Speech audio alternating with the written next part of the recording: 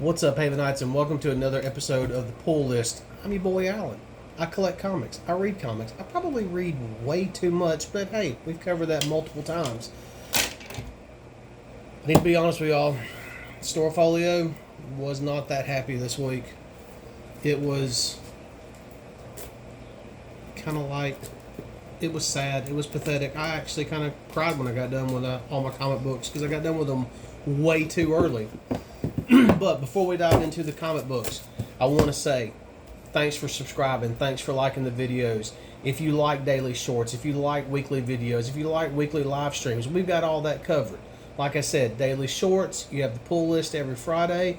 Every Thursday night, we have Shop Talk with Josh and Alan. And every Sunday, we have Lines on the Page with Tom Price. So check us out. Thanks for stopping by.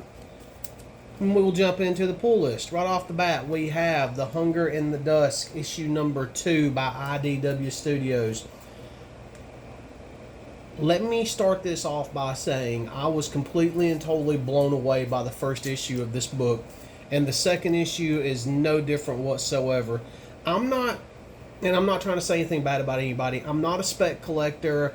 I really and truly don't pay attention to sales and things like that. I just go read the books. I enjoy collecting. I'm a little more of an old school collector, I guess you could say. So I don't know how well this book is doing, but after reading the second issue, I'm here to tell y'all, do not sleep on this book. This is literally 2 issues in, turning into an epic story. It has been so good. In this particular issue, we do find out that the leader of our orc tribe, he cannot marry the woman that he was wanting to marry. I'm not going to spoil who she was or anything because I was kind of but maybe it's different in the orc world. And we also find that he does have an arranged marriage to kind of unite the tribes. At the same time, his, I believe she was his sister, is now with the human tribe, the last men standing, who are literally earned their namesake in this particular issue. They are jumped by, and I cannot think of their name right now. Y'all will find out that happens to me a lot. They are basically surrounded and they do have to fight their way out. We do have some of the ceremonies between the arranged marriage of the 2 orcs. Nothing that goes into a lot of detail or anything, but we also have our human and our orc getting to know each other. You can tell, after the first issue, it's going to head toward them falling in love. That may end up uniting both worlds. I don't know. But so far, it's been very well written, very well done. G. Willow Wilson on this particular book has done an amazing job so far. I've really enjoyed it. We do have a really cool scene where the orc leader and his bride-to-be are basically attacked by wolves and they have to fight them, which is a really good scene. It's just been, overall, I had no expectations going into this book. This is one of those books that Josh up at Haven just stuck in my box, and I pulled it out and I was like, hey, what's this? Maybe he just wanted me to read it and check it out, give us something to talk about on Shop Talk, and fell in love with it. He's done that to me before, and he knows what I like. I'm telling y'all, do not sleep on Hunger and Dusk. It's just fantastic read. Next up, we have Moon Knight Annual 2023 Contest of Chaos. Once again, y'all know I'm really not following the Contest of Chaos storyline. What I can tell you about this is we do have a really, really, really cool fight. I cannot think of his name. I don't really know too much about him. But as far as Moon Knight is concerned, where they're fighting at, they're fighting over basically the crystals. And they kind of morph, and it's different incarnations of themselves that fight each other. And there's one particular incarnation of Moon Knight in here that absolutely I was like, oh my god, that is so cool. It was a version of Moon Knight where Khonshu had taken complete and total control, and Moon Knight was now the moon god. There was also another version, I messed that up. Mark Spector, Moon Knight, had killed Khonshu and taken complete and total control of the power of the moon, and Moon Knight was the new moon god. I would love to see Marvel explore that. That was such a cool little twist in there. It was amazing, but toward the end of the issue, Mark just stops fighting. Moon Knight stops fighting, and he's like, you know what, look, we're fighting for power, At one point, I was the most powerful. No one can stop me. Basically, I turned my back on everything, everyone. I turned my back on the Phoenix Force, the whole 9 yards. And I just don't want that power. As far as just reading a Moon Knight book without reading the Contest of Chaos, this was a really good book. We do have some scenes with Agatha in here for the Agatha fans out there. But, like I said, really good book. It's really cool and worth picking up just for seeing the different aspects of them. Basically, I guess maybe from like different realities. It would kind of remind you of a few years ago that Moon Knight annual where Moon Knight fought Kang across time, and it was all the different Moon Knights. And it kind of had that vibe to it a little bit, but just a great read all the way around. Next up, by IDW, we have Dungeons and Dragons: The Endless Summer Special. This right here was literally just a one-shot. Cool little story. Bobby's irritated because he's, wanted to basically take a vacation. They end up rescuing a dragon. We do have Tiamat in here. It served its purpose. It was just a cool little one-shot. Nothing spectacular about it. Fun, quick little read for the Dungeons and Dragons fan. A little bit of a nostalgia read for those of us that actually grew up with the cartoon. I do recommend it. If you're just wanting a break from, superheroes and stuff, not that there's anything wrong with superheroes, I would pick it up. It was just a fun little book to read. Next up, we have Hunt, Kill, Repeat by Mad Cave Studios, issue number 6. This is the last issue. I don't know if they're going to end it here or if Mark London will pick it up with another arc. I would like to see another arc. In this issue, Artemis does fight Zeus for basically to regain her son, to get her son back. All the other gods have been wiped out. Artemis, you know what? Let's let the redneck come out of me just a little bit. Boys and girls, Artemis ain't no joke. Our girl was flat throwing down, handling business with the gods. She was yapping folks left and right. When she faced it, and she doesn't even have her power. That was the really cool thing about it. Once she faces Zeus, though, she does get double-crossed by Hades, and Hades basically kind of somewhat... She uses Medusa's head to start turning Zeus to stone, and like half of his face gets turned to stone, but he can still talk to her. And that's at that point she's double-crossed by Hades. I'm not going to tell you... Hades has actually been pretty much throughout the entire series. I'm not going to tell you who he is in disguise, because I don't want to ruin that for you, because I thought, that's pretty slick.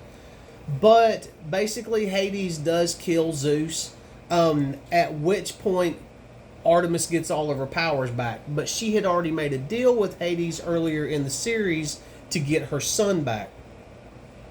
We do jump a little bit. It seemed like they were on the run from Hades and everything. Her son is not happy. He does miss his grandfather and everything. But Hades does sneak up on them, and a deal is a deal. Artemis goes to the underworld with Hades, and basically that's kind of how it ends. I was not expecting that so soon. So part of me, but we also know that was part of the deal, but part of me is really and truly expecting Mark London to carry this series on, because I think there's still more story to tell. The character of Artemis just will not strike the reader as a character that will give up that easily, especially there at the end. She had already killed multiple gods, and had taken folks out left and right, just to get to Zeus. So I think she could take out Hades if she wanted to. Mark London, if you're watching this, please continue the story and come back on Shop Talk. Next up, we have Marvel Ultimate Invasion, issue number 3. I know that Josh is, really enjoying this. I'm just not there on it. It's just not striking the right nerve with me. What I can tell you, though, is in this particular issue, it's basically they're rebooting into like an Ultimate Verse.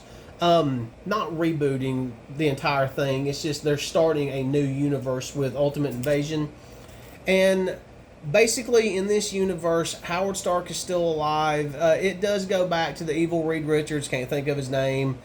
Basically went back in time and stopped certain heroes from getting certain powers. Like there is no Peter Parker, Spider-Man, things like that. This particular issue was a lot better than the other two, I felt like.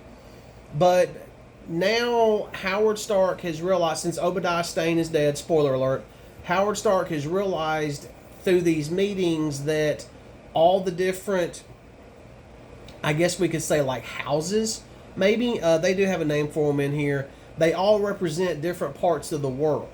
And each faction, house, whatever you want to call them, every generation they switch and one of them becomes the bad guy.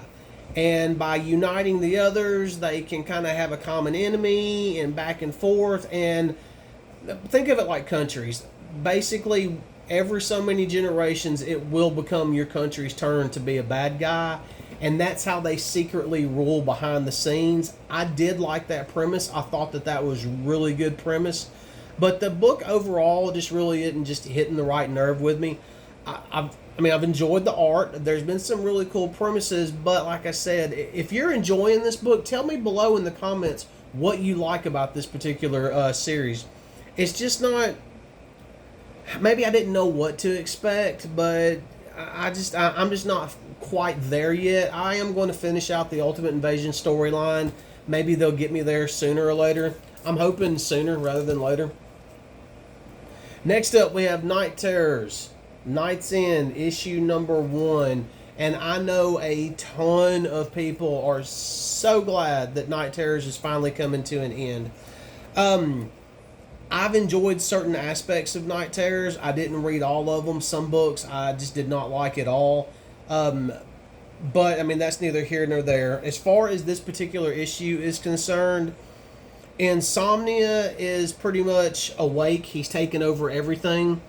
The heroes are now awake also, and they're fighting Insomnia. Deadman basically has to, I guess, for the Deadman has been given what Insomnia thinks Deadman wants, a life that he wants, so Deadman will not pursue him.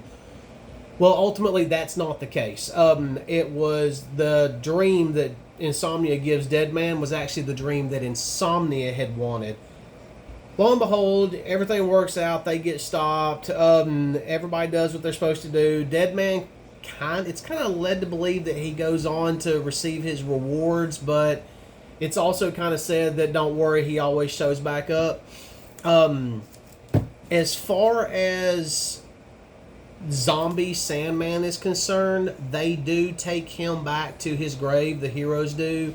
They do basically put him back to sleep. I hated to see him go back to sleep. I thought Zombie Sandman and Deadman made a great duo. I would love to see more of that in the future. The series has come to an end, and it does end with a little bit of a cliffhanger, and that is Batman just passes out. The whole thing is, while his mind was pretty much shut down in the dream, Deadman had possessed Batman and basically pushed his body to its utmost limits. And it was exhaustion. He literally just collapses, and that's kind of how it ends, with him in a hospital bed in the Batcave. You know how they do. Next up, and last but certainly not least on the list, I told y'all, it was a light week, kind of depressing. We have Batman Catwoman, The Gotham War, issue number 1 by Chip Zdarsky. I've made no bones about it. Y'all that have been following the shows, following this video series, y'all that know me in real life, I do love me some Chip Zdarsky. I think the man is literally, as far as Daredevil is concerned, he is the absolute GOAT. He is building his Batman universe now. I'm loving what he's doing. He's done tons of other things that I've really enjoyed. But in this particular issue, Batman wakes up from where he passed out in this one. And he, as he puts it, he just needs to get out and clear his head. He needs to go, he needs to fight some crime, except the problem is there's really and truly no crime other than some petty burglaries going on. We also have Catwoman in the background who, during Bruce's sleep, she has been recruiting criminals. She's been recruiting the goons that worked for Riddler, Joker, Penguin, all them, and she's been teaching them how to be cat burglars. Her idea is if she takes these people off the streets and there's no one to basically help the big boys as far as, Joker and all them, that she can control crime by just doing petty crime. They're not allowed to kill. They are not allowed to steal from people that can't afford it. They only steal from the rich people. And it's working. The crime rate's actually going down in Gotham. And they do have a meeting, and as Catwoman puts it, it's a mask-off meeting. She's taking control of a lounge, and everyone is there. Bruce is there, even though we know Bruce doesn't take off the mask, because Bruce is the mask. Batman is who he really is. But basically, she's like, hey, this is what's going on. She lays it all out there for him. Bruce obviously does not like it. He doesn't like it one solitary bit. There's a little bit of an argument. Catwoman does bring up how she left him at the altar, the marriage, all that good stuff. So I'm glad that Zdarsky's not letting that go, because, that was a big sticking point several years ago during the Tom King run. I know that a couple of people have not liked this one just because of the pacing of it. I loved the pacing of it. I thought it was really good because it's building. It's not a slow build, but it's not just pushing us off into the deep end either. I think the pacing has been really, really good. I enjoyed the dynamic that Chip Zdarsky created between Batman and Catwoman in this, because you can tell there's still emotions there, there's still feelings there, but it's also they're handling business, and she does call him out. There was basically three people in that relationship. There was Bruce, there was Selina, and there was his mission. She does call that out. So, like I said, we do get some nice callbacks. But basically one of the cat burglars that she's trained ends up getting killed, and Bruce is just like, nope, this ends now. And the thing about it, though, is Jason Todd actually agrees with what she's doing. So, therefore, he is going to help Catwoman and kind of be her man on the inside. We'll have to kind of wait and see how that goes. We both, I say we both, maybe there's more than just you and me. Maybe there's several people that watch this. We all know that Jason can be extremely underhanded, but at the end of the day, he is still Bruce's son through the whole Bat family thing. So we'll just have to wait and see how that plays out. I love the way it started. I can't wait to see which direction it goes in. I believe it actually picks up in Batman 137 that should be out this week. And that's kind of it for the pull list. I told y'all it was sad. It was pathetic. It hurt my feelings. There will not be a giveaway this week because I need to get caught up on shipping stuff out, and I also need to do some scavenging for some other people that have asked me to scavenge for them, which I'll be taking care of that soon. I do want to say, guys, once again, thanks for watching. Thanks for being a part of the show. Thanks for your comments, your likes, sharing the video. Thank you. I mean, we're at 519 subs now, and I mean, just less than a year ago, we were only at 100 and something, maybe, I don't know, 180. But we've done a really good job, and all that's because of y'all. Once again, hey, y'all have a good weekend. Y'all have a safe weekend, and we will see y'all next week.